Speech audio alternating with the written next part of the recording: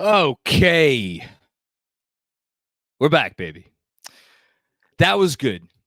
That was good. That was significant. The Knicks win a game at home against the Los Angeles Clippers, spoiling James Harden's LA debut. He spent the last 4 months trying to get to Los Angeles. For what? For what, James? I'm kidding. I'm sure. I actually think it was a good trade, and I think they're going to go on to have a successful rest of the regular season. We'll see what happens in the playoffs. But not tonight.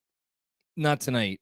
So I have been, as will surprise nobody who has been listening to me and following me through the years, little doom and gloom over the last, well, basically over the weekend, right? Because felt like, okay, let the opener against Boston get away. Not ideal. New Orleans, throw that out. They didn't have anything that night.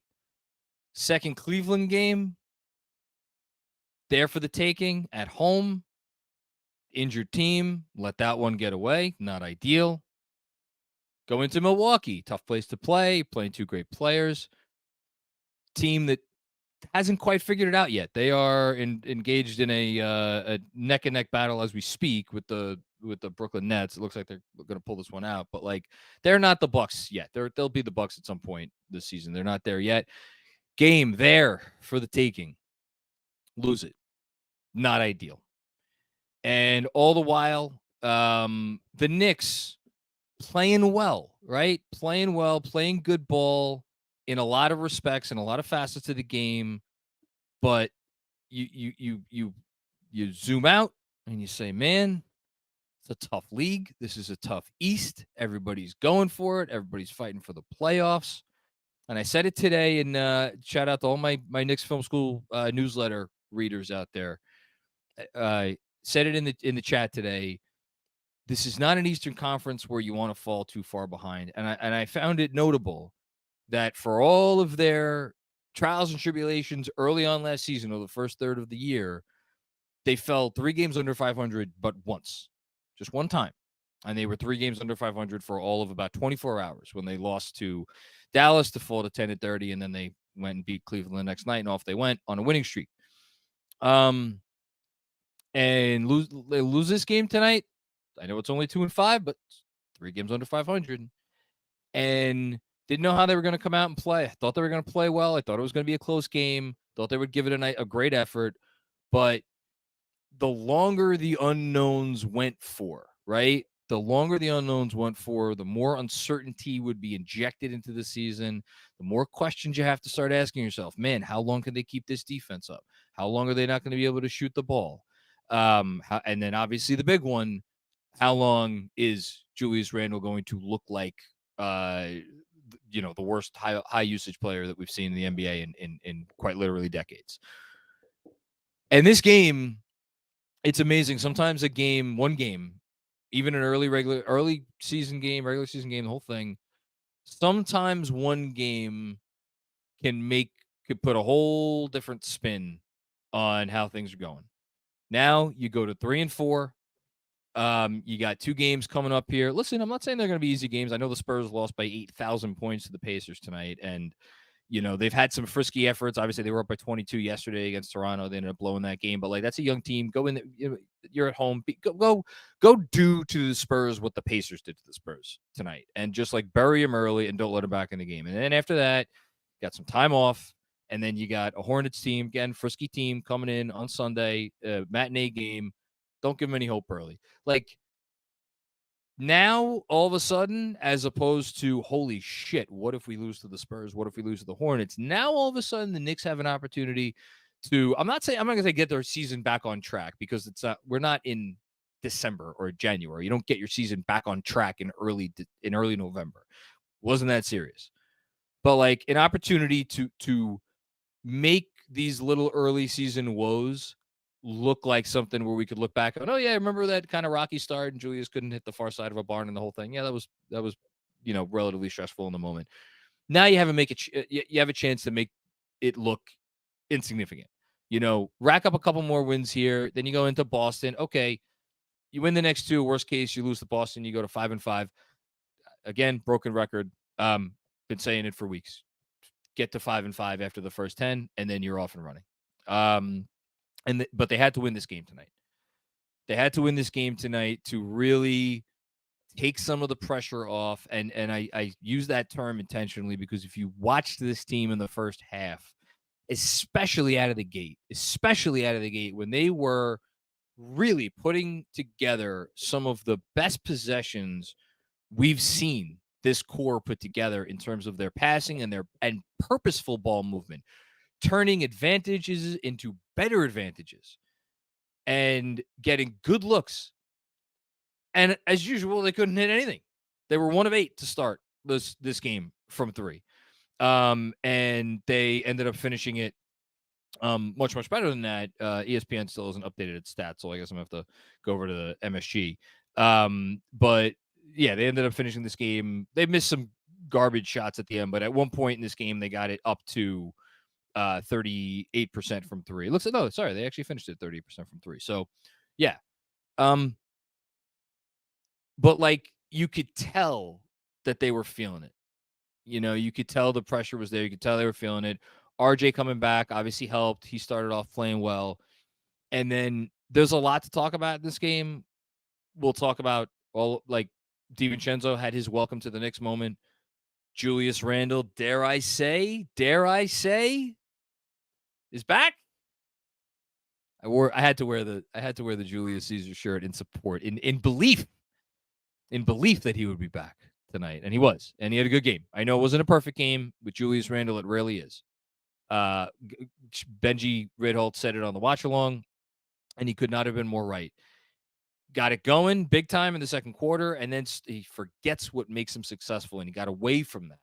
But then again in the second half, there were some moments where he got it going again. So look, with Julius, it wouldn't have taken much for him to do something that we would consider a step in the right direction. Finish this game with 27 and 10, 9 of 21 from the field, but 27 points on 21 shots for the Julius Randle we've seen through 6 games. That is a fucking miracle. To say nothing of 3 of 8 from deep. 6 turnovers, love the 6 turnovers, but again, baby steps, and this was a step in the right direction. I'm doing the thing I said I wasn't going to do. I said there's all kinds of other storylines we could talk about in this game, and we'll get to them. I have to start with Mitchell Robinson again. I'm not that I'm not sure people understand, because I'm sure if people are watching, they understand. But, like, Mitchell Robinson just went out and had 15 rebounds for the second game in a row. He had 9 offensive rebounds. He had 4 steals. I don't know how many other deflections. There were several. And no blocks. And you want to know why Mitchell Robinson had no blocks? It's because no one dares to shoot anywhere near him anymore. They don't even give it a thought. No, zero consideration. Because why? Why are you going to waste a shot attempt? The Knicks, when he is in the game now, I mean, we could talk about all kinds of different things he's doing at a. I mean, I know I am prone to hyperbole sometimes, but like the level he is playing at, you want to talk about an all defense level. You want to talk about, like, shit, through 7 games, if there's a Knick who deserves all-star consideration, it's not even really a question who it should be. It's Mitchell Robinson. But there is a force field around the rim right now. For anyone who comes in close range. And that has been so valuable because the Knicks as a team have really made a nice effort. Jalen Brunson, another good defensive game, much better defensive game than offensive game. We'll get to that. But everybody's kind of pulling their weight defensively. And when you have that, even when guys, get beat or whatever the case may be, to know that he's back there and he's going to give you the necessary time to recover, how often he's playing 2 guys at once. It's incredible. And then he's putting his arms all over the place. Like, how many big defensive plays did he have tonight? And then the offensive rebounding is just like, that's all he does is keep possessions alive. And it was the best part of their offense last year. I mean, that or Jalen Brunson, ISOing, and it's the best part of their offense this year. second opportunities, more chances for buckets. That's all it takes.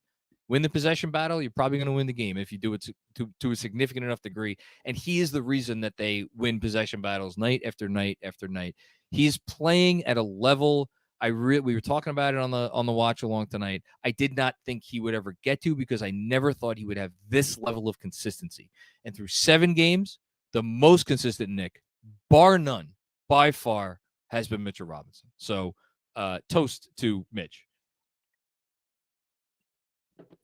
I could go in a few different directions after that, and I'm not going to go on for too long because I've been talking a while already, and I'm sure there's going to be a lot of conversation in the chat. But a couple quickies. Donte DiVincenzo, welcome to the Knicks. I think he had some sequences there in the third quarter. There was one in particular where, in one two-way sequence, following a layup by him, by the way, tough layup, came back the other and stole the ball, then off a miss got the offensive rebound, and then the ball found its way back to him and he hit a 3. That was all within, it felt like a 45-second span or a 60-second span, whatever it was. I'm not going to say he single-handedly changed the game, but, I mean, the final score will go down as what the final score will go down as. Lest nobody forget, and if you didn't watch the game and you're just listening to this tomorrow, I should have said at the top, 111-97. Not in any way, shape, or form indicative of what this game was. This was a game where the Clippers never made a big push to really get ahead. I don't think the Clippers ever went up double digits. I'm fairly certain they didn't. But there were a couple times where they looked like they were on the verge of maybe having some notions, right? And the Knicks kept it close. They were down for most of the first half, and then they made a third quarter push, and it was vital at the time. The Clippers pushed right back, and they did not relent. They didn't give up the lead at first. It took another push from the Knicks to finally grapple that lead away from LA and get a little bit of breathing room, and that was because of DiVincenzo. And then the second unit stayed in there to start the first quarter. Thibs stayed with the second unit for a while. We'll talk about some of the minute stuff. I know some of the minute stuff is people are going to want to talk about it. But at least give him credit. He stuck with the second unit for a while. And, the guys that were out there who were performing big time, I just mentioned DiVincenzo. We're going to go to Quickley in a second. Like, they had been out there for, about 10 straight minutes. And we didn't really have to harp on whether Quickley deserved to come back in and close the game, because it didn't come down to crunch time, because Ty Lue essentially waved the white flag with 4 minutes left. But in any case, big time game from Donte DiVincenzo, big time game from Immanuel Quickley. The stat line won't show it. Quickley finished 3 of 5 from the field, 1 of 3 from deep, and finished with, I'm guessing, 7 points, right? 7 points, 5 assists. The 5 assists is nice in 20 minutes. But this is one of those games. I always say it. You could throw out game to game plus minus throw it out in the trash. Quick being a plus 22 in this game, that felt real. That felt earned in 20 minutes. Absolutely made an impact. The best the Knicks have looked this year, without question, was that stretch late third, early to middle fourth quarter, where it was RJ plus the bench. RJ, Quick, DiVincenzo, Josh Hart, Isaiah Hardenstein. Those 5 guys. Absolutely spectacular, turning defense into offense, finishing plays. There was a spark on the offensive end. Needless to say, there was a spark on the defensive end. They were everywhere. The rotations were on point. Nobody was missing assignments, help and recover, the whole thing. And Quickley, as will surprise nobody who's ever watched this player, had his hands in all of it. So talk about Quickley, talk about DiVincenzo. I mean, Hardenstein, his usual excellent play as the backup big. And who am I forgetting on the backup unit? Josh Hart, a quiet, nice game. Finished with 10 rebounds, or 10 points, 7 assists, 3 rebounds. Interesting, nice little stat line for Josh Hart. Only made 4 of 9 from the field, 1 of 4 from 3. But I thought this was another game for Josh Hart. Positive step in the right direction. And then look, the Knicks won a game going away where Jalen Brunson scored 7 points and was 2 of 12 from the field. So that's probably the best thing you could say. Grimes, not his best shooting night, kind of a more muted effort than we've seen. And then the last thing I'm going to say is RJ. Fantastic to have RJ Barrett back. You guys know that's A lot of people probably not something you might expect to hear me say the way I've talked about RJ the last few years. They need him.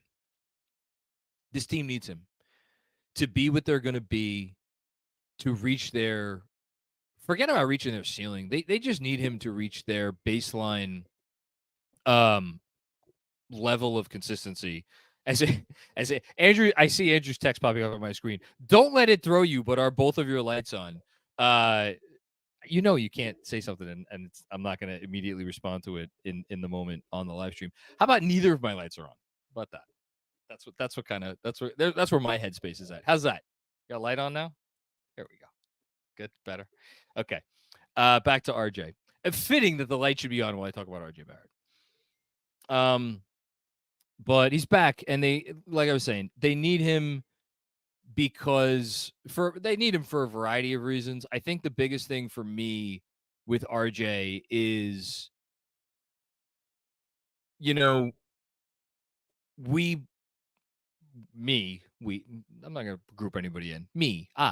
I'm the problem. It's me. I kind of poo-poo his insane ability to get downhill whenever and wherever and against whomever he chooses, because I want to see more come of that. I have wanted to see more come of that over the years. But that ability to do that and to just poke that hole in the defense whenever, and for them always to have that in their back pocket. Not that he did it a ton tonight, because he did it, but he did it enough. And you see what that does. It adds just another element to their offense, and for this offense to function at the level it needs to function for them to win basketball games to a significant degree, he needs to do that, and they need him to do that. And defensively, he's been much better this year. His performance tonight defensively was very good. And he's playing the best basketball of his career. And if a guy's playing the best basketball of their career, you want to have them in the game. I mean, he finished tonight. I would actually go ahead and call it a quiet 26 points. But it was still 26 points, 6 rebounds, 4 assists, and most importantly, 26 points on 16 shots. Like, the fact that we've arrived at a place already this year where RJ Barrett has been so impressive, where I could sit here and I could talk about all these other things, and I could be like, oh yeah, RJ had 26 on 16 shots. Like, there haven't been a whole lot of games throughout RJ's career where he's put up 26 or more on 16 or fewer shots. Like, those are not a lot. And he did it tonight, and he did it like it was nothing. Like, I don't even feel like RJ Barrett had a great game. He had a good game. He had a lot of nice moves, a lot of nice plays. But I think RJ there was absolutely some meat on the bone. There were a couple shot attempts by RJ where didn't love that. A couple turnovers by RJ, didn't love. So 26 points on 16 shots, he was really great. And there's more room to grow, even more than he has already. So that is an incredibly encouraging sign for this team moving forward. It's amazing. Like I said at the top, I'll repeat it one more time. It's amazing how the tune could change with one game. And, they go out there and they lose to the Spurs at home on Wednesday. Maybe I'll change my tune again. But this game felt significant to me. I said it to someone in the Substack chat earlier today, who was like, just, go out, play hard, play well, get you going. You win, you lose, you lose. I was like, Clippers adjustment period, bringing in Harden, never been the most consistent regular season team to begin with. You're home, getting RJ back. Go win the fucking game. All right? Go win the fucking game. Go take it from them if it's a close game. And it was a close game, and they did just that. And I'm happy they did. It makes me feel a lot better about this team than I did, about 3 hours ago. So, with that, I got nothing left. APJP is on the 1s and 2s tonight. Shout out to him. Shout out belatedly to Benji and DJ Zulu, who joined me on the watch along tonight on YouTube and obviously for playback. Their insight was invaluable. I'm sure a lot of times that I will just be parroting things that they said tonight as I go through this post game. But off we go. And I have a funny feeling I know who we're getting early on. Oh no, okay, busy. I love Julius. Never doubted him. Of course, Busy. Of course. We'll just keep that between us. No, you never made an effort to hide your frustrations. But here's the thing, right? It's okay to be frustrated with Julius Randle. Like, if you weren't frustrated with Julius Randle, that would be weird, you know? And if you didn't doubt Julius Randle, that would be weird. I wasn't willing to pour dirt on his grave. I'm not saying you were, but yeah, no, good for Julius to have this game tonight. He needed it, and the team needed it. Thanks, Busy.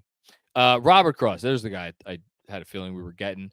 It's your boy John. I want to celebrate RJ's 5,000th point as a member of the Knicks. To remind you, he'll be a top 25 player in the NBA. Hashtag 53 wins. Well, I'm not going to respond to the top 25 player thing because let's just be happy with what we're getting from RJ. As far as 5,000 points with the Knicks, I don't want to go off on a tangent so early in the live stream because I know this is going to be a long one. But, like, listen, RJ's working his way up there. I mean, this is year 5 for RJ. 5,000 points. I know that doesn't sound like a ton, but it's especially recently for this franchise that has been just like a stopover for so many guys over the last 20, really closer to 25 years now than 20 years.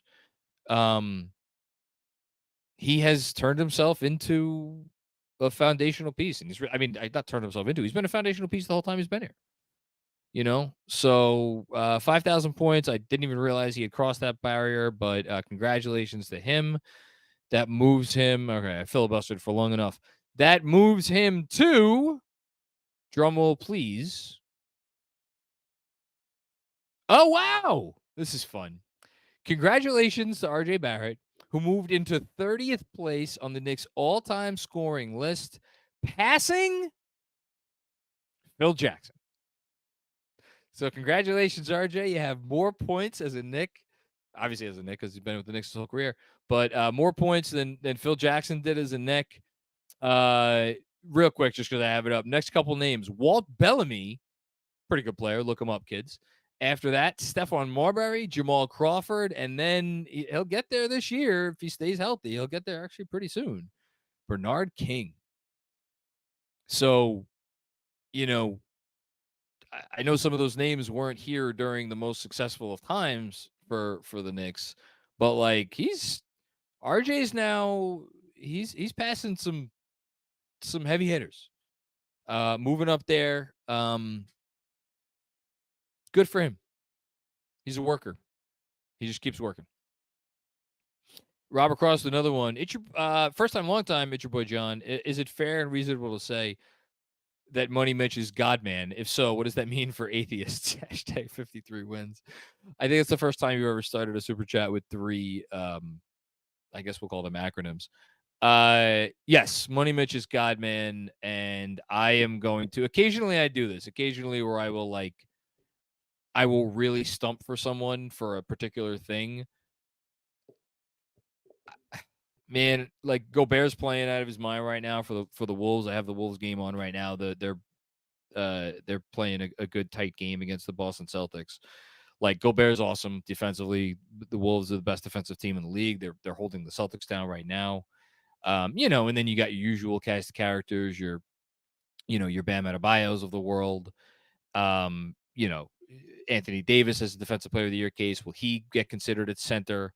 Jaren Jackson Jr. defending defensive player of the year. Like, there's lots of guys. Like, there's lots of big guys who are really good defensively. Mitchell Robinson needs to get consideration for all defense. He just has to. Just has to. He means too much to this team, and they're too good defensively because of him. Jesse M. This felt like a season-saving win. F. Harden, by the way. So, I don't know that I could go season-saving.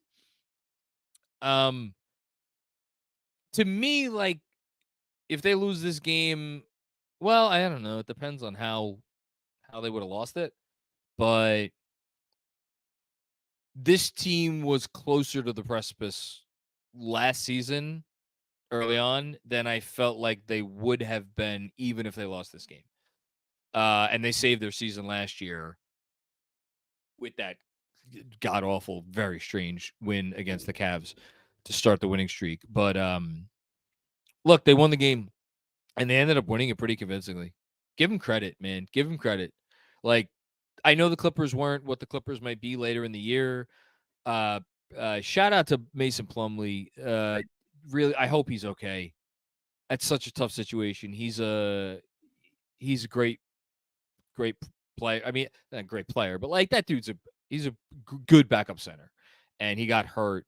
So like that was tougher for them. They were playing a guy, Diakate, probably mispronounced his name, but who's not a regular rotation player for them. But like, Kawhi, like, listen, Kawhi hit some shots. Kawhi got going a little bit. Russ got going a little bit. I know PG was off, obviously, but Harden, I thought looked really good. Like they don't have Terrence Mann. Okay, it's fine. But like, it's a good win. It's a good win over a team that played okay. Thanks, Jesse. Tyler Michaels, what's going on, Tyler? The Knicks get a W on my birthday. Hey, happy birthday, my man. I don't know how old you are, but I don't know. At least it's not a school night if you're young, or maybe you're very old. I have no idea. First super chat of the season. Welcome aboard. Most complete win of the year, bar none, without question. Not close. For as much as like the worst thing you could say about this game was that the shots weren't going down in the first half, but the process offensively was good. Like if they so many of those threes were open and they were taken in rhythm, like good shooters taking those threes, and they just weren't going down. Like they could have easily scored 120, 125 points tonight. And because they played well. Key takeaway for me, depth. Go New York Knicks and keep up the great work, KFS. Thanks so much, Tyler. Yeah, I mean, their bench won. The bench carried them home. I know they didn't finish the game, but the bench carried them home. Absolutely. Happy birthday, bud. Drew P. What's going on, Drew P? I've never felt more validated about my RJ takes. Everybody should feel validated. Everybody should feel validated. And I want to, I made reference to this distinction once before, and I'll make reference to it again now.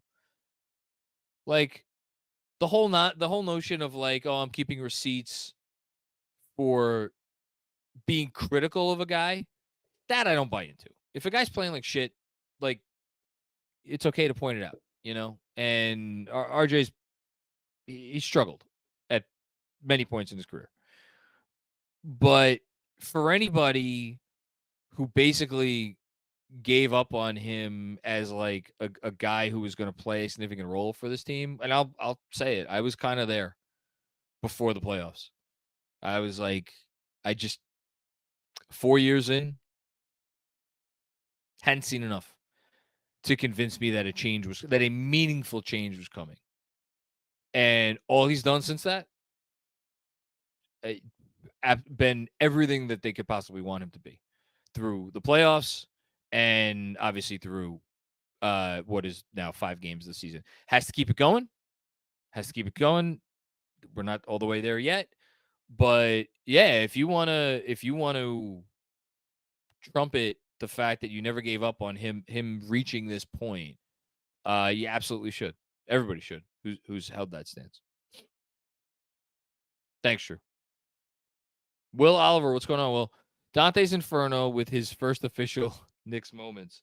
Yeah, he's had a couple moments, but this one stands out. This one was, what I thought was so significant is it all came together. Like you saw why they went. It wasn't just a Villanova thing, right? You saw why they went out and got this guy. Why they're like, this guy fits what we do, and he adds some stuff that we don't have. He adds a defensive aggressiveness that they don't have. He adds another shooting component that they needed and they did not have. I mean, that 3 that he put up at the end of the third quarter from the corner, the arc he got on that shot, I don't know who was contesting, but he had to get that arc on that ball pretty high, and he has that capability. He has the capability to shoot deep. He has the capability to shoot off movement. He has the capability to shoot with arc, and he just gets in there on plays, not only defensively, but like you saw him with the huge offensive rebound.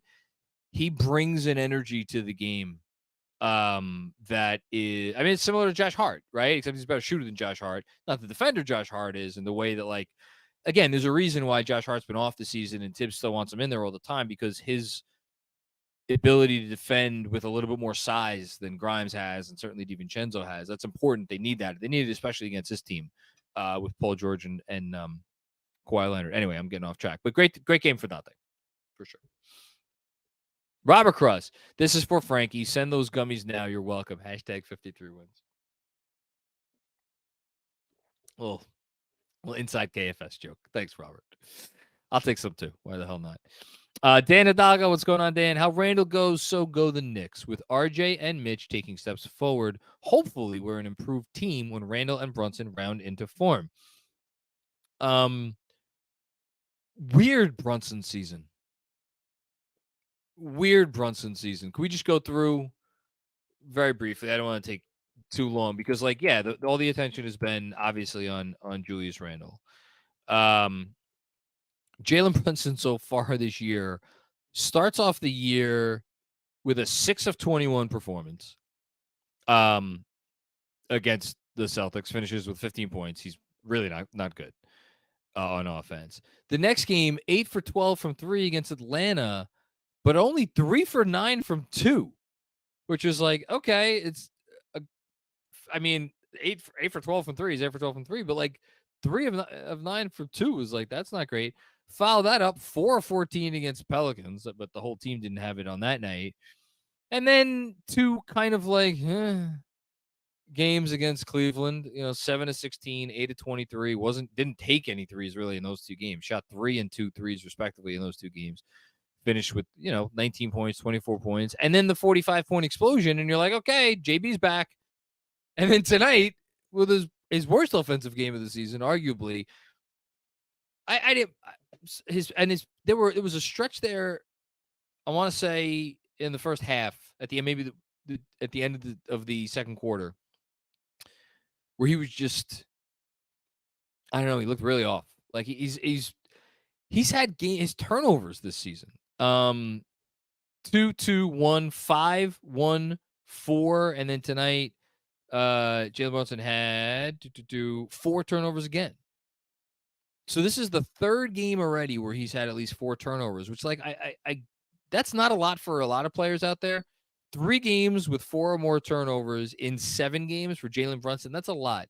Something's a little off still with him, and I don't really know what it is, but I have no question he's going to figure out and he'll be fine. But yeah, to your point, once they get him going and once Randle gets going, like, they'll be fine. Like here, so all of last season, he had 11 games of 4 or more turnovers, 11 out of 68, and he's already had 3 in 7. So, it's a lot for him.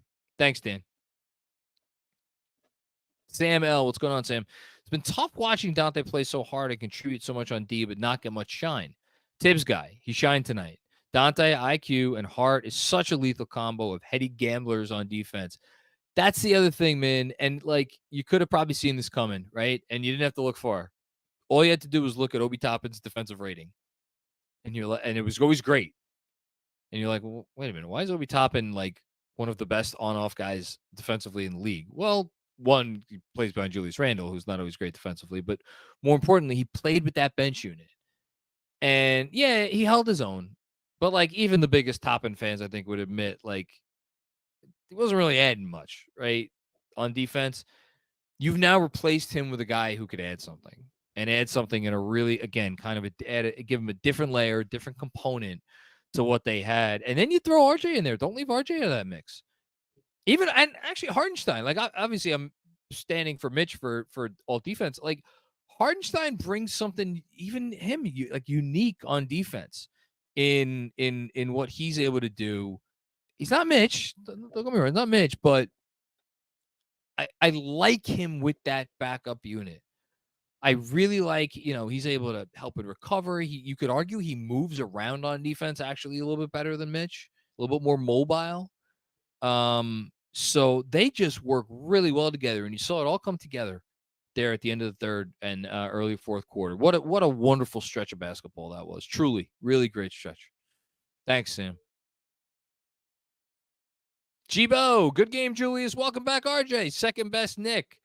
Well, Mitchell Robinson has been the best Nick this season. So, look, RJ's been the second best Nick this year. So you're right. He is the second best Nick because he's on the whole, he's been better than Jalen Brunson. I put Jalen third, but although who's been better this year, Jalen Brunson or Immanuel Quickley? There's an interesting one. I don't know. And like RJ missed 2 games, so like that should be factored in. Like those 3 guys, Mitch has been the best Nick, and then after that, in whatever your order is, Brunson, Quickley, and RJ. To me, you could throw them all kind of in the same bucket. And then there's a bit of a drop off. I might put Hardenstein actually after those guys. Keith, what's going on, Keith? Hell of a win. And not to be dramatic, but truly needed. So much love to throw around. Yep, completely agree. Hard to complain about anybody tonight. Brunson had the bad, but even Brunson was really good defensively. So good to see Julius confident. Mitch was a monster as usual. Donte had his MSG moment, his first of many, hopefully, and RJ's return. Let's fucking go Knicks. I love it. Thank you, Keith. Always appreciate you chiming in and contributing. Man, it does really feel like this team. I mean, they are a team where the whole is greater than the sum of its parts. And it does feel like when they get big wins, you look up and down the roster, and it kind of feels like everybody had, if not a good game, everybody contributed to the win in some way, and nobody like actively detracted from the win. Like tonight, you'd say, okay, Brunson's offense was tough, but like defensively, he helped. He helped. That's what they do. Thanks, Keith. Dead Words 604. What's going on? Mitch is a monster. Monster Mitch might have to replace Money Mitch. Monster Mitch. I don't know. Both of those. They're both appropriate. And his descending deal looks better by the day. Hoping Randle snapped out of it and RJ made his presence felt. We sorely missed him. Yeah, spoke on all this already. Thank you for bringing up Mitch's descending deal. It was a contract that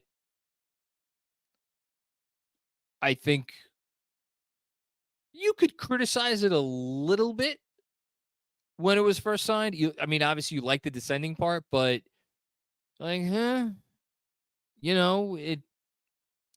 it's a center, theoretically replaceable position. Well, the guy that's playing right now, he ain't replaceable. Not for what he's doing, not in how this team is built. Because they've been built around his strengths in a lot of ways. And he's making them look very smart for building this team around his strengths. So, yeah, it's a great deal. And listen, man, you know me, I've been on the Embiid train hoping that comes to fruition. It's kind of a nice silver lining if, like, he just, like, Embiid never asks out of Philly. We get to keep experiencing Mitchell Robinson, which is, like, it's such a delight. I find myself, I said a lot, like, last season, like, Brunson became, like, my first, like, true guy that I really, really, like fell for as a fan since, like, Sprewell, arguably, in like, that kind of way. Just Mitch being here for as long as he has and, like, continuing to grow and get better. I really have an affection and affiliation for him. I kind of hope he sticks around. Like how cool would it be if Mitchell Robinson was a Knick for like 10 years? That'd be wild, but it'd be really cool. So I don't know. Who knows? Maybe his descending deal keeps him here. You never know. Thanks, Edwards. Happy birthday. This is from Alex. Happy birthday, Darcy. Winning is more fun than birthdays are fun. I should know. I think Darcy's your daughter. If it's not, I apologize to whoever Darcy actually is. Regardless, happy birthday, Darcy. And winning is more fun than birthdays are fun. I agree with that. Thanks, Alex. Hush. Mitchell Robinson, DPOY nods this year. Wow. Man, if he got some Defensive Player of the Year vote. So I always forget Defensive Player of the Year. I think you put 3 on the ballot. Now, and you could go any position, which is significant, right? Because this feels like it's shaping up to be a year where we might get a lot of ballots filled with 3 big guys. I'll tell you, he was going to look smart. Jeremy Cohen, who predicted before the season, his bold prediction, Mitchell Robinson gets at least 1 Defensive Player of the Year vote. Well, I mean, the way he's going, I'd honestly be shocked if he didn't get more than 1. And who knows? Maybe he gets a few more than 1. We'll see. He's good. He's making people notice. But the tough part is his defense isn't even his best thing this year. It's the offensive rebounding, where he's lapping the rest of the league, which is wild. Guy, 9 fucking offensive rebounds tonight. That's insane. And it's like nothing. I didn't pay attention to it anymore. Thanks, Hush. Jessica, our playback queen. I feel bad that like a lot of people are blacked out now on playback because we used to have a really robust chat and it's kind of gotten less robust. But Jessica, you're keeping it alive. Mitch was amazing. Randle came back tonight in a big way, especially on defense. I liked Randle's defense tonight. A couple moments, but there's always going to be a couple moments. RJ was rusty, but still light years ahead of last regular season. Again, yeah, I agree with you. He was rusty. And he had 26 points on 16 shots. And that's rusty, RJ. DiVincenzo was hustling. This was finally some Knicks basketball. Let's go Knicks. Yes. Amen to that. Well said, Jess. Appreciate you. Juanon, what's going on, Juanon? One team wanted to win this game. The other had to win this game. Ooh. Occasionally, Juanon, you pull one out where I'm like, you're good, you. I hope we stay. Last call, 3 a.m. in the bar on a Tuesday night, desperate. 3 a.m. that's a great call. I mean, listen, as someone who has closed the bar I've closed the bar on every night, but I've closed the bar on a Tuesday before. There are not many bars in New York City that stay open until 3 a.m. I mean, relatively speaking, there are more than there are in a lot of other cities because a lot of other cities you're not allowed to stay open past 2 a.m. But like if you're staying open till 3 a.m. on a Tuesday, that's like, man. I mean, McFadden's back in the day didn't even stay open until 3 a.m. on a Tuesday. That's like Pig and Whistle. Probably stay open until 3 a.m. on a Tuesday. Man, I'm going back into the old memory banks. Like there were a few out there. Few and far between, though. Few and far between. At 3 a.m. on a Tuesday, it's like. But yes, that is a level of desperation. If you are out looking for a bar to stay open, that is open so you can continue your pursuits, as it were, on a Tuesday night, yeah. Knicks needed that level of desperation. They played with it tonight, so good job by them. Thanks, Juanon. Alex with another one. Love the bench plus RJ lineup. Talked about it a lot. It was a relative. I mean, they were more or less even. Defensively, they were gangbusters last year. Offensively, they couldn't do anything. It looks like now maybe they're going to be able to turn defense into offense enough to overcome the fact that they don't really have like a 1A level creator on that group. Although, like, look, Quickley's gotten better offensively. RJ's gotten better offensively. DiVincenzo's brings real shooting gravity. Like they should be able to, even when they're in the half court and even when they're not getting out in transition, that unit should be able to do enough offensively to be a real strength for this team. And I think they will. Thanks, Alex. Hush with another one. Brunson's worst game this year so far, but glad we still got a great win despite it. Hopefully this win ignites the team moving forward. P.S. I love RJ. A lot of people loving RJ right now, and congrats to all those people who just wanted to see me eat crow over the years. You've earned it. I'm gonna have to figure out a way for me to eat. I can't eat an actual crow because I feel like that would be in violation of some kind of like humane. Like, does any country out there like have crow as part of its like something. It's like there's a dish from somewhere where they cook crow. I don't think so. There's probably a good reason for that too. Maybe crow doesn't taste very good.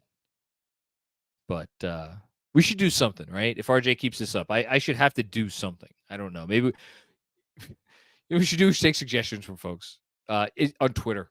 That's a great idea. Let's take suggestions from folks on Twitter as to what I should do to make up for my criticism of RJ over the years and my lack of belief. I'm sure we'll get some creative suggestions. Robert Cross, speak of the devil. The initial public offering for RJ Barrett and co. is closed. Did you hear that? It's closed, ladies and gentlemen. Hope you got in. If you missed out, pick up a phone finger from our website. Hashtag 53 wins. I gotta say, Robert, that was pretty good. That was good. I appreciate that from you. I'm not trying to, trust me. I know the bandwagon's full. I'm not trying to get on, but I am enjoying watching you all have your drunken parade on the bandwagon from afar, from the sidelines. I'm waving the foam finger from the sidelines as you enjoy your drunken bandwagon parade. That's all I can do.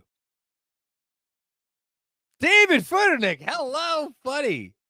Sometimes a Don does wear shorts. How long you been waiting to pull that one out? We love our new beautiful Paisan spark plug off the bench. Great win, Chindon. Shout out to my favorite actor, Sopranos podcaster, general awesome guy, good guy, Fuddy. Yeah, you know, what's it? There's his nickname is like something like the Big Ragu or something. I'm gonna have to look that up now because I forget what it is. But yeah, it was great, and he took this game, the Big Ragu. That is what it is. He took this game by the horns. I'll keep it PG, and most significant moments of the game were the result of Donte DiVincenzo. So, good job by you, buddy. Everybody go listen to and watch anything that David Futternick does, by the way. Andrew P. Spacing is the key, in my opinion, especially for the starting five.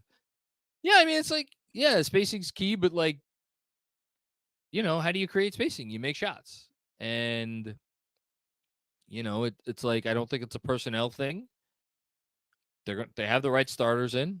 I know there's been some talk about, should we get DiVincenzo in there for Grimes? Don't leave this bench unit alone. I'm doing a little bit of a straw man thing, but like that has been out there. Like, leave this bench unit alone. Like, let Grimes get going, and he didn't have a great game tonight. He'll be fine. But yeah, spacing is important, but it's also, there are ways to create space to operate. And you saw that they were doing it especially like the first 5-6 minutes of this game. Now, what does that space create? It creates threes, which, like, if you don't make them, it's, you know, and around we go.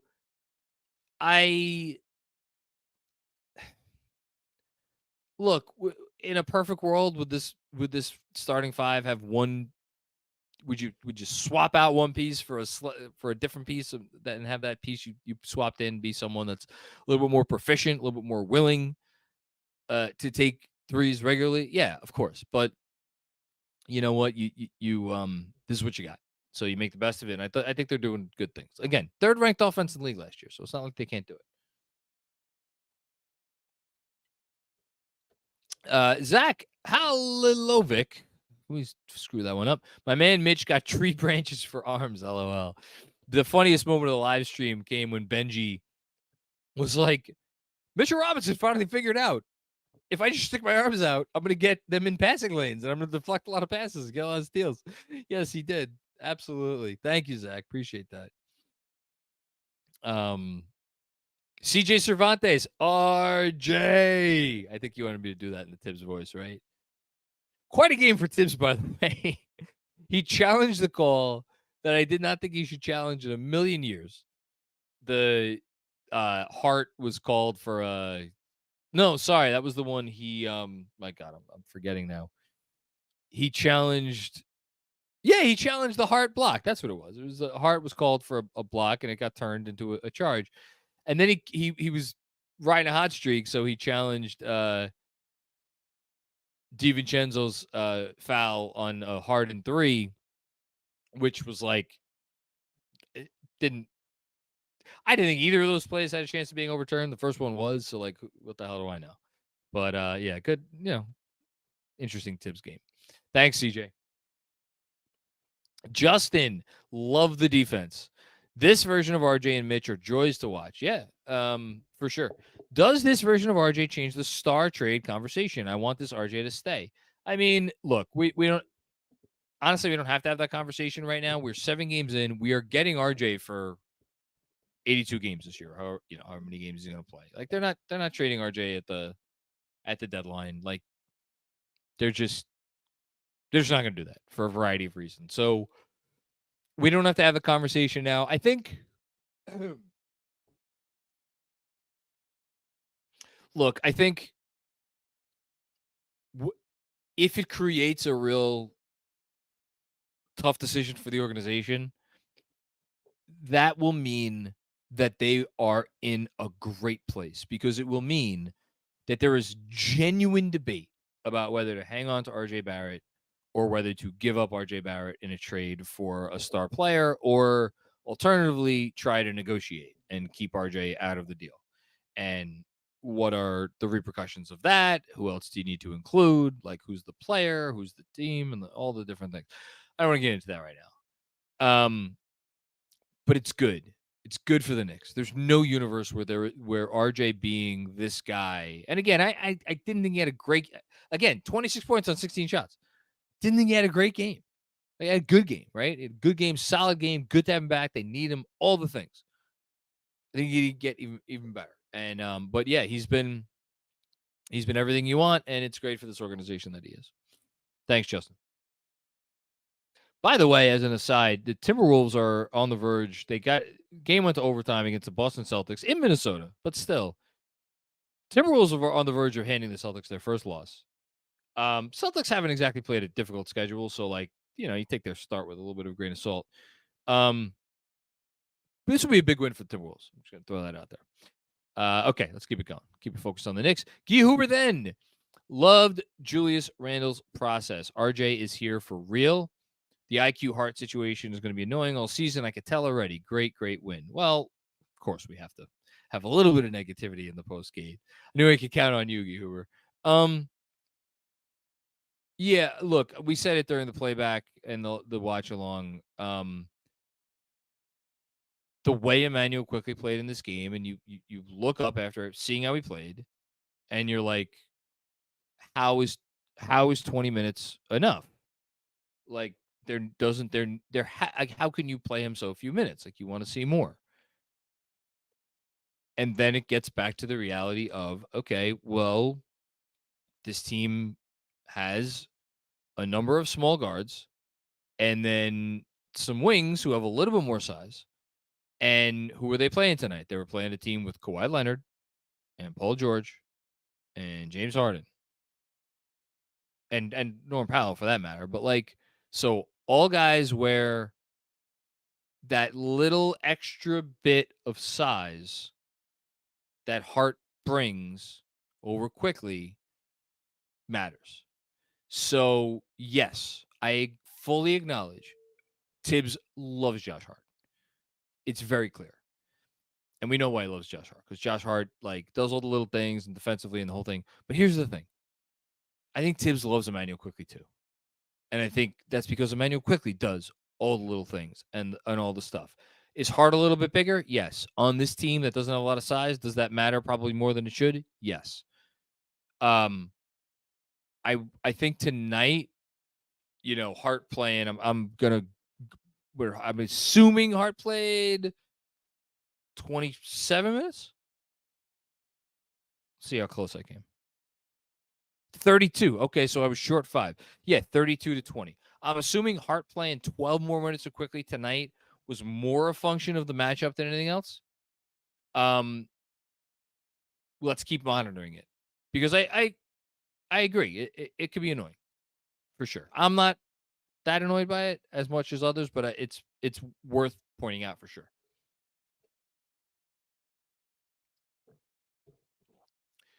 Danny Gardner, what's going on, Danny? Good to see you on the halftime today. Shout out again to all the newsletter subscribers. Actual next step for RJ is being able to shake off bad stretches within games. Had some rough moments tonight, but played a good game. Doesn't happen last year. I mean, forget shaking off bad stretches. RJ Barrett was incapable of putting together two good halves last season. Like, seriously, when did he put together two good halves? You could count the games on one hand that he put together two good halves last season. So, yeah, absolutely. Like, this is the next step. And he has done it and then some this season. Completely agree. Good thought there, Danny. Appreciate you as always. Mark R. Mark, thank you. This is a very generous comment here. When this Knicks team is operating on all cylinders, it is a thing of beauty, and it makes my inner child jump for joy. This is very touching. This team can square up with anyone. Here we go. Are you sure this isn't Robert Cross's burner? Cherry on top is getting to ruminate in the win with John and the KFS crew. Let's fucking go, Knicks. I appreciate that. Thank you. That is, sir. I appreciate you thinking that that's the cherry on top. Yeah, they could square up with anyone, sure. I still think they're a level below in terms of, like, again, to talk about 7-game series. But hey, look, Celtics just lost. So there's something. The Bucks don't look like a powerhouse. The Sixers are playing great, and I think they're going to be good this year. They don't look like a powerhouse. Like, before the season, everybody was like, okay, well, the top of the East just got better. I still think the Celtics got better, and I still think the Celtics are a bear, and I still think the Celtics are going to win a ton of games and are going to be a really, really, really brutal out in the playoffs. But, like, maybe Milwaukee is never going to be able to quite get over their lack of perimeter defense. And, like, Philadelphia will, we'll see. This does Maxey make the leap, all caps leap? Great start so far. He needs to keep it going. So, look, it's one game, one win. Team's still under 500. Keep it going. That's all I'll say. Keep it going. Jeff Smith. Mitch Robb. D looks solid. It looks a hell of a lot more than solid. Looks great. Looks like the best part of this team, Mitchell Robinson's. I don't know what's the best part of this team right now. Is it Mitchell Robinson's defense or Mitchell Robinson's offensive rebounding? It's one of those two. Because he is unfreaking stoppable right now. Thanks, Jeff Smith. I think that's what the bid is. Alex, looking forward to Mitch versus Wemby. So I'll actually be really curious. So let's talk about this on both ends. So they've been playing with the exception of a couple minutes here and there. They've been playing Wemby at the 4. So on defense, that means he's usually guarding the guy in the corner. So, like, he's not going to be tangling with Mitch down low sorry, I'm getting myself all mixed up. So, yeah, he's not going to be like, so here's what I'm interested in. When they work a pick and roll and let's say RJ goes to try to toss a lob to Mitch, is like Wemby coming? Is he trying to, like, come over from the weak side, right? And like influence that play? Like, I don't know. I mean, who the hell knows with this kid, what he can and can't do? Another guy who's going to be in the all defense conversation for sure. Like, so I'll be curious on that. I'll be curious, does Wemby get in the fray on for offensive rebounds, right? When the Knicks miss and Mitch is going for offensive boards, does Wemby get the better of him anywhere there? And then when Wemby's on offense, again, I think they're going to just have Mitch stick to Zach Collins or whoever's playing center. And I would guess they'll give Randle.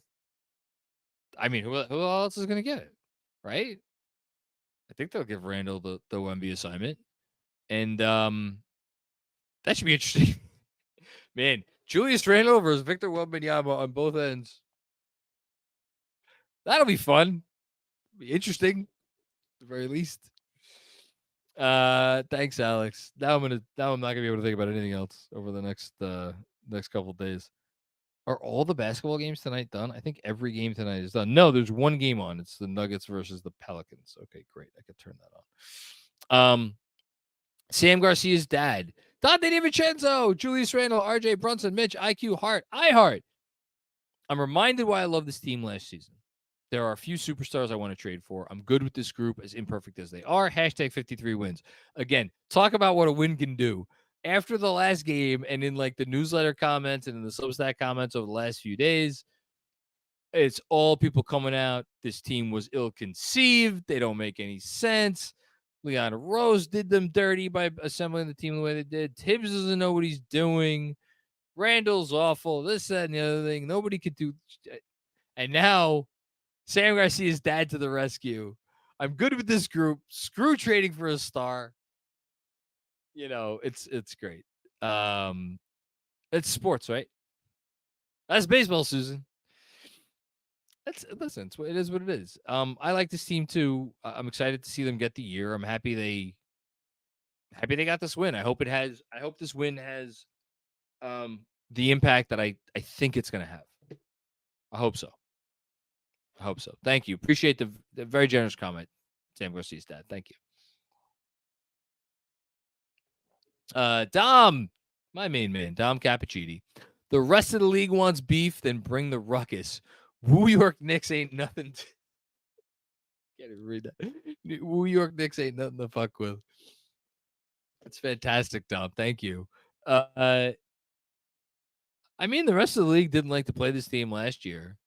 And, I mean, God knows if Jalen and Julius are right, nobody's going to want to play this team. They're a pain in the ass. I'm so excited to watch the East this year. I think the East is going to be so fun and so competitive. And I really do think we're going to get a year here where, like, I think Boston's going to separate themselves. If you told me, I think Milwaukee will find a way somehow to get it. Maybe not separation, but like to get to the number 2. You know, Philly, we'll see. They look like a safe bet for the 3 seed right now. But even like if you want to go up to 3 or 4, whatever, all the way down through 10 or 11, I think we're just going to have a real battle royale throughout the year with teams really jockeying, and this is going to be a fun season. So we'll see who wants beef with the Knicks. They got to keep racking up wins, though. Got to keep racking up wins. It's a competitive conference. A damn competitive league. Thanks, Tom. Danny Gardner with another one. Coaches should show tape of those defensive rotations before that RJ dunk. It was a thing of beauty. Yeah, we talked about it on the playback and on the watch along. So Benji went back and rewatched it actually in the moment. It was Quick had to abandon the corner to come and it wasn't even nail help. It was he had to help down low. He had to essentially show and recover. His timing getting back out to the corner to the point where there wasn't even an attempt, and whoever was in the corner had the ball put the ball on the floor and make the next play. And then I don't think it was the pass from whoever it was in the corner that they got the steal on, but I think it was the next pass after that. But like, and that's the stuff where you look at Quickley, the on-off defensively for Quickley, and you're like, oh, okay, that's why it feels kind of real, because he's always doing that shit. Never out of place, always in position, ahead of when he's supposed to be in position, or at the time he's supposed to be in position, you know. And when you combine that with everybody else now, because like Hart and DiVincenzo and RJ at this point, like all of those guys should be on their game. I want to go back and rewatch that. I'm probably, you know, I don't know what else is going to come up, but I kind of want to maybe go back and do a newsletter on that stretch for Wednesday. So maybe you just gave me an idea. Thank you, Danny. Jessica with another one. Why is Crowan not on the stream with you? He's up top. He's up there. I see him. He's just watching. You know what? He's earned the right to chill out. He's been, he's had such a good season that he's just on his perch. Here, you guys, you could see him. Hold on. There he is. Say hi.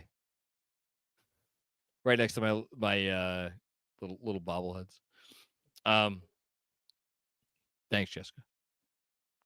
Dom Cappuccini. Hello again, Dom.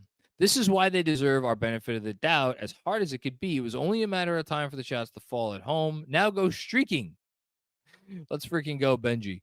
So the Knicks, as I said, Benji was also by it. Benji and DJ Zulo. I mean, the two of them. To say that we are fortunate to have two of the absolute best X's and O's guys out there, that like spending so much of their time breaking down Knicks games for Knicks Film School, and to get to have their expertise like live in the moment, it's unbelievable how lucky I am personally, and just we are at Knicks Film School to have like the team and the roster that we have. Anyway, you mentioned that it was only a matter of time before the shots started falling. Here are the Knicks. My God. Here are the Knicks 3-point percentages by game. Ready? Starting from the first game. Home Boston, 44%. At Atlanta, 45.5%. At New Orleans, 19%. At Cleveland, 38.2%. Cleveland home, 16.7%. At Milwaukee, 25.6%. And then tonight at home, 38.7%. It is telling that the Knicks have played 7 games, and in only 2 of those 7 games, as their 3-point percentage started with a 3. Like, they have been all over the freaking place from 3. But tonight was a step in the right direction. And how's this for a good sign? Everybody who attempted a 3 made at least a 3, which is to say everybody besides the centers made at least 1 3. That's a good sign, right? That's a good sign. Like Grimes 1 of 4, Hart 1 of 4. Fine. Good stuff. Thanks, Tom. Dom with another one. Oh, and put Julius Caesar back on Wednesday. All I got tonight. Go Knicks. Thank you, man. You're always too generous. You're way too kind, and you become such a big part of the show. I really do appreciate you. Thank you.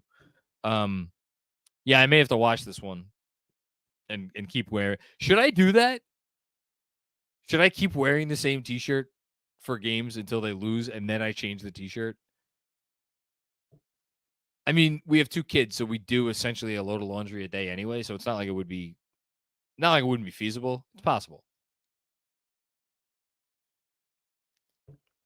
We'll see. Thanks, Tom. Chris Carter. The crow flies. Caw, caw, caw. Oh, let's give him one more look. There he is. Nah, he's flying.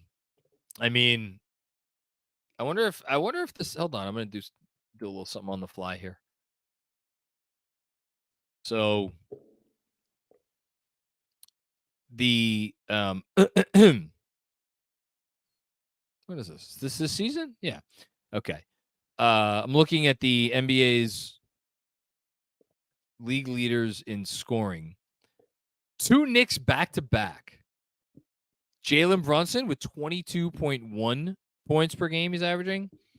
And then RJ Barrett, 22 points on the dot. They are 30th and 31st in the league in scoring. And that is updated after tonight. Just to give you a sense of like the company they're keeping, I'll just read from like 25 on down. Jaylen Brown, Scotty Barnes, Zach LaVine, Zion Williamson, Kawhi Leonard. Those are the guys before Jalen and RJ.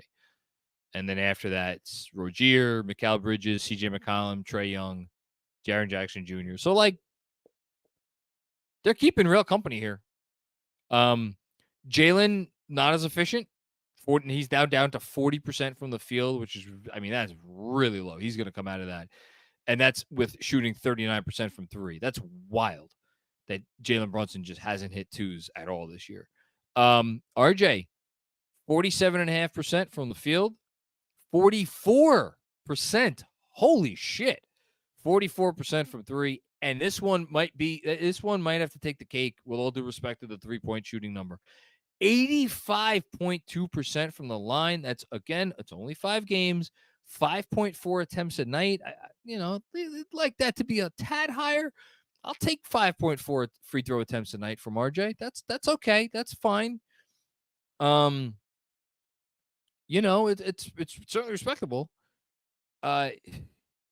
Man, those are some nice numbers. Those are some nice numbers for RJ. That dog will hunt, as they say. Thanks, Chris. Key Hooper then. Also, Mitch is all NBA. Go argue with a wall. It's all NBA.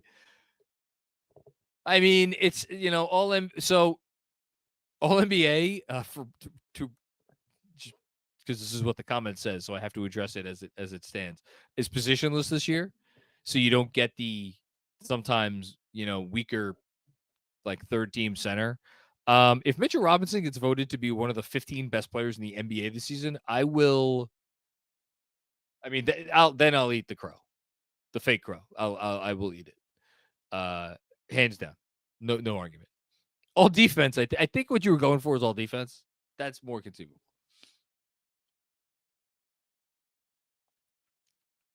Robert Cross back for more.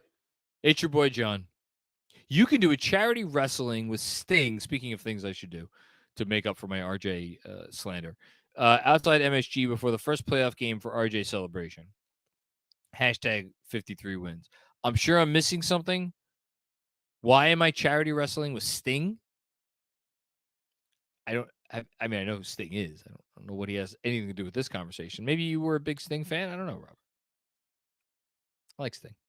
Like as much as the next guy. Anthony Sixto, what's going on, Anthony? The way they came out the half with aggression and deliberate ball movement was so satisfying. Great example of Thibs making immediate adjustments and this team running with it.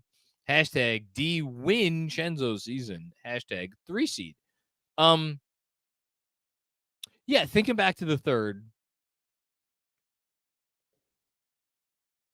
I mean, obviously, I'm always happy to give Thibs credit when I can. Look back at my notes here.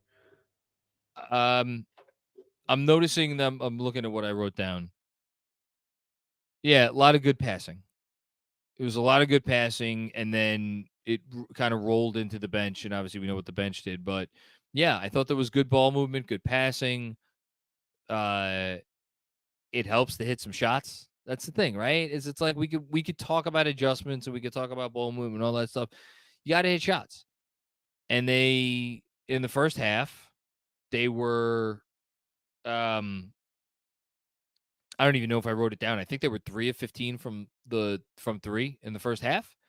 So they shot 20% from 3 in the first half. And that must mean that they shot 50% from 3 in the second half. That stuff helps. But sure, if you want to give Thibs some credit for the adjustments, I'm happy to do that. And this team, after a 42-point, talk about a weird game. Here's their quarter scoring. 19, 23, 34, 35. It's pretty good.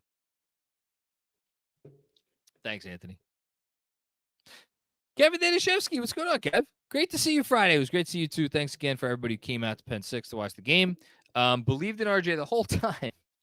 Really good to see DiVincenzo get on track. Especially good to see Randle. Mitch may be all defense. See, here's the thing. Why the F are you going to switch all NBA to positionless and not do the same for all defense? Why? What's the rationale? Is it because you're worried that all defense is going to turn into 8 centers every year? All right. I guess. Fine. That's fine because that would the number of centers who would get on all defense at that point would really skew like the historical perspective in a way that going positionless with all NBA probably would not. I don't know. He's gonna have an uphill battle. I'm not ruling it out at all. He's been too good. He really has been. He's been so good. And if it's just tough competition. Assuming Anthony Davis and Jaren Jackson Jr. I'm treating it like the Oscar race, run not at center, which is tricky with Jaren Jackson Jr. in particular this year because now Steven Adams is out, so Jaren Jackson Jr. is going to be considered probably as a center, probably not definitely. Again, a lot of chicanery there when it comes to voting positions and what have you, but. So, and Wemby too. Wemby should be a 4, right? Wemby should be considered a 4. So, centers he's competing with primarily is going to be Gobert. Again, I'm putting AD. But then again, AD starts at the 5 for them. It's so tough because you like these guys really should be considered 5s, but we've seen voting chicanery. Guys who we know are not going to be able to be considered at the 4, Gobert, who are going to be in the running for this. Bam. I mean, I don't ever see it with Nick Claxton to the degree that some do. Maybe that's because I just hate Brooklyn or hate the Nets. Yeah, but Claxton ain't on Mitch's level. Mobley again, another guy should be considered a 4. And I don't think Turner, like the Pacers are going to be so bad defensively. I don't think Turner's going to be able to get his name in there. Brook Lopez is the other guy. So, and Embiid.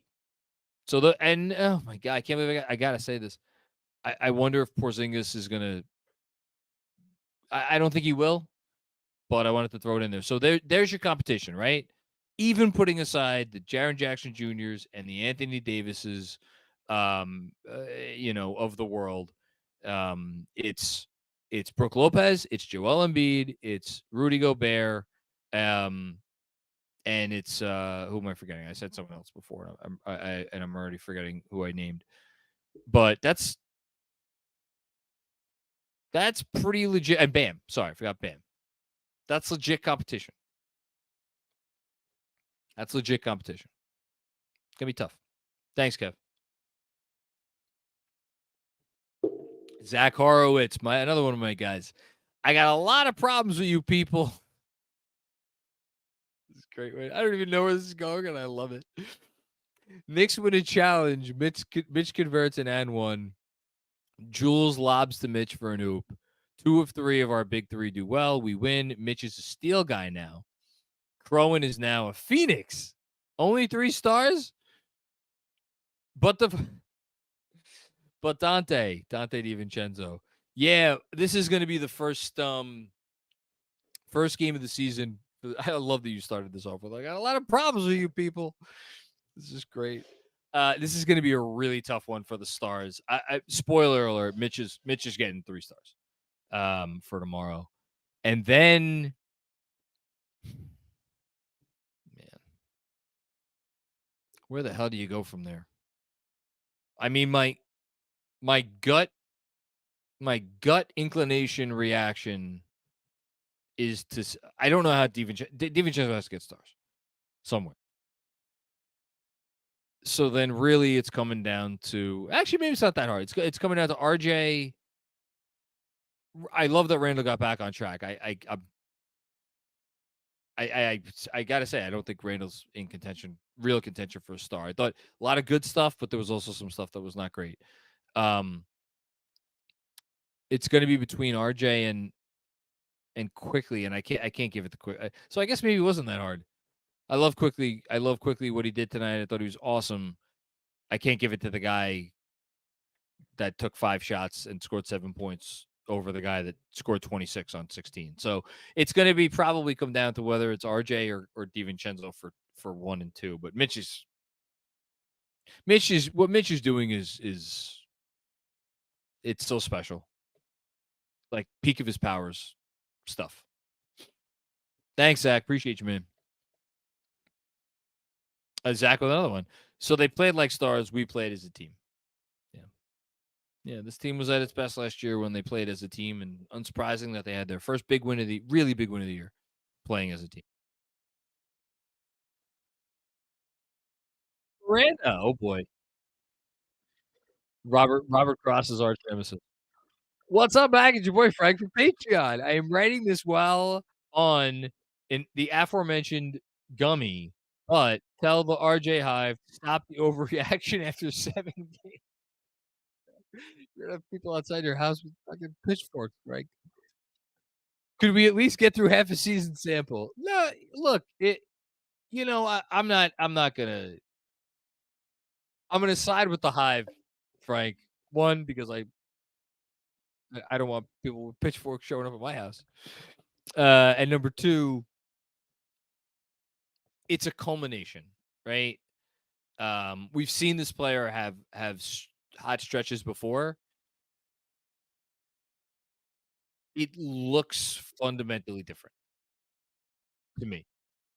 The consistency, the half to half, quarter to quarter consistency, the shot, and people who are way smarter than me, and I will never comment on shooting mechanics, but like smarter people than me, and I'm literally stealing from what they have spoken about his shooting mechanics and how it looks better. So again, not my thought, but I trust those that are able to analyze that stuff well. And and it's building off of the playoffs.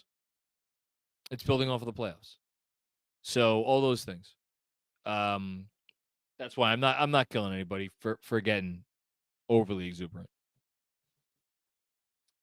Um, as the Nuggets are going to win another game over the Pelicans tonight. Only game that's on. How is there? There was a million games on tonight. You're telling me we can't get one late game? Come on, guys.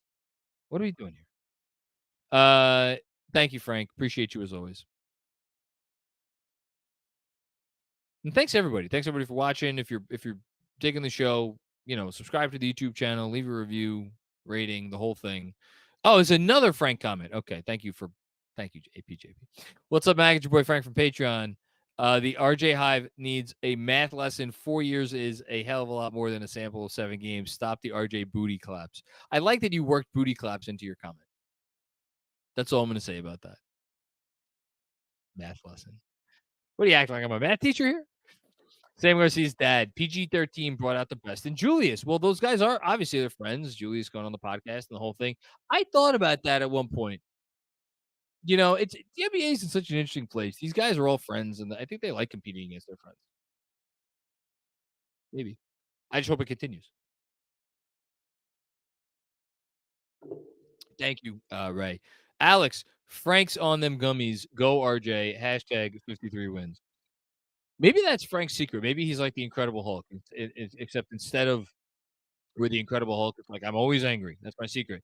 Maybe Frank's secret is he's always on gummies. I think that would explain a lot. Shout out to one of our beloved patrons. Okay, I think that is it. Um, thank you everybody for tuning into the show. Again, big win, important win, fun win, really fun win.